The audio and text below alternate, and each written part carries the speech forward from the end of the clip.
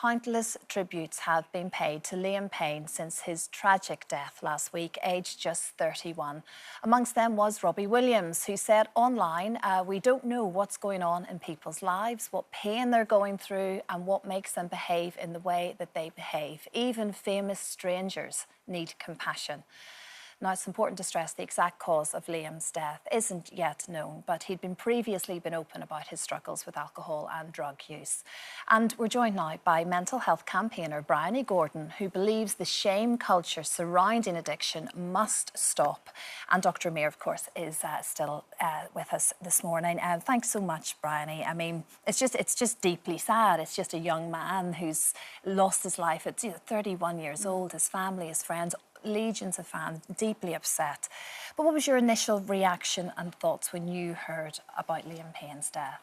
Well, I think, like most people, I felt really sad, but also as an addict myself in recovery, I think, and I can't speak for all addicts in recovery, but I know that a lot of my friends who also have had that, have addiction issues, that we sort of looked at it and thought, there, but for the grace of God go I. And in fact, Robbie Williams said that in his post, that when he was 31, he was still using. When I was 31, I was still using.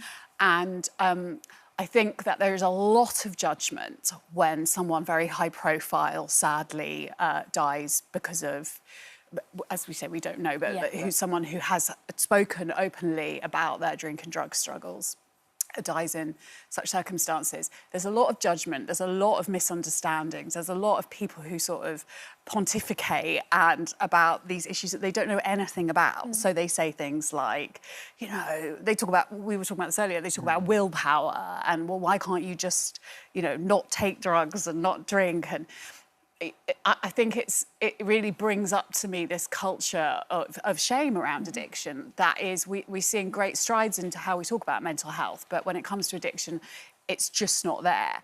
And we hear a lot about addicts, either we think of them as either the very rich or the very poor. So you have that sort of rock star notion of an addict. Then you have the notion of the addict in the sort of shop doorway. What's not spoken about are the thousands and thousands and thousands of everyday addicts that we all pass every day. And that's the teachers, the policemen, the builders, the lawyers, the accountants who have come through addiction issues, gone out the other side and now live brilliant lives of service because of sobriety. And I think it's really important that we do talk about those hopeful stories, because recovery is possible, and it is fleeting and it's fragile. And we all know, all of us, I'm 7 years sober, but I know that my recovery is something that I have to work on every day. Because it's fleeting. And we hear a lot about, we've heard, about Liam having 100 days clean. And, we all know that we are only ever one drink or drug away from destruction, and that's a really important thing to remember. And it's like you say, addiction can affect absolutely anyone. And I think the word addict, as you said, it's almost like it has a preconceived idea of what this is, and it's not. As you say, it comes in all shapes and forms, and that's the problem at the minute. We have to focus on the disease element of the word addiction. And it is a disease, it is an illness, it's not a moral failing, it's not a weakness, and people talk about willpower, and actually it takes an incredible amount of willpower to continue to live in the misery of addiction, of active addiction, and people don't think about that. Like, people don't, nobody wants to be an addict. Nobody wants to end up in the very dark places that we all end up in if we are addicts. And, for me, actually, the point where things changed was when I surrendered and I realised that I had no power at all over drugs and alcohol. I had no willpower where it came, and willpower was not going to help me in any way, shape or form. I had to accept that I couldn't go near drugs or alcohol or have one drink, And there are a lot of misunderstandings. Like, I remember when I went to rehab, people were like, so now can you drink normally now?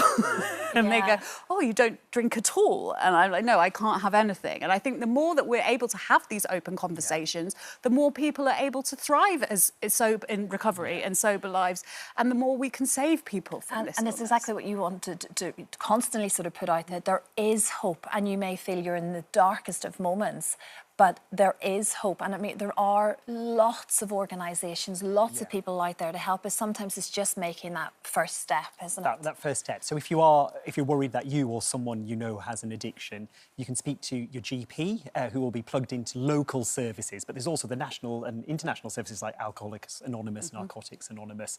There's someone at a GP surgery called a social prescriber who knows about all these local services. They are the best people to speak to.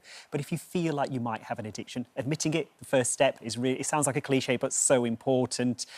Set out your targets. What do you hope to get out of the rehabilitation process? Do you want to stop doing what you're doing, or do you want to reduce it? Medical help is really important. Professional help, whether that's talking therapy, medication to combat kind of withdrawal symptoms, or whether it's kind of going into rehabilitation. Get a support network around you, family, friends, sponsors, people who might have been through it already themselves, and know your triggers and try and avoid them where you can. But I would echo everything that Bryony said. Addiction is a chronic disease. It's not a lack of willpower. Your physiology in your brain has changed, and you've got these compulsive behaviours which makes you seek out or take drugs, alcohol, or do certain behaviours. It's beyond your control, which is why you need professional help. Yes, exactly. And don't be ashamed. Don't be ashamed. I would like to say, so if anyone's watching and they themselves think they have a problem, or someone close to them has a problem, what I want to say is that recovery is possible, and there is a life beyond your wildest dreams out there. Of, you know, I didn't think that I would be able to live without alcohol. I couldn't understand, or drugs. I didn't understand how that was possible.